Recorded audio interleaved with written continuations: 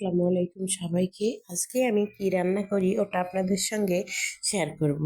তো এই তো সেই রান্নাটার উপকরণ হচ্ছে মরিচ পেঁয়াজ। প্রথমেই দেখিয়ে দিচ্ছি আমি। প্রথমেই রান্নাটা বসার জন্য আমি রেডি করে ফেলতেছি। তো এখানে আমি দেখলেনই তো তেল মরিচ পেঁয়াজ দিয়ে ভেজে নিচ্ছি। তো আজকে কোনো মাছ শুটকি গোছ কিছুই নাই, শুধু তরকারি রান্না করব আমি, সবজি। তো সবজিটা কি আমি ওটা দেখিয়ে দেবো আপনাদেরকে, ওটা কী সবজি। তো এই তো ভাজা হয়ে গেলে এখানে দুইটা আমি শুকনো মরিচ ভেঙে দিয়েছি।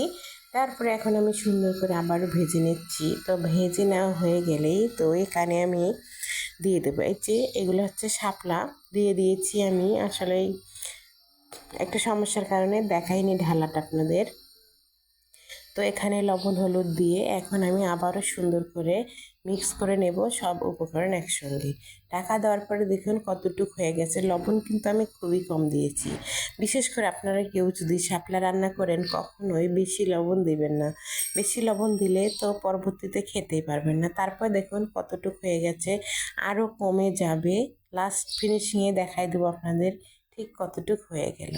এই যে দেখুন রান্না কিন্তু আজকে আমি এখানেই শেষ করে ফেলছিলাম। তো চুলার উপরে দেখাই দিলাম কতটুকু হয়ে গেল দেখুন। এই জন্য লবণটা কম দেওয়াটাই একদম বুদ্ধিমানের কাজ।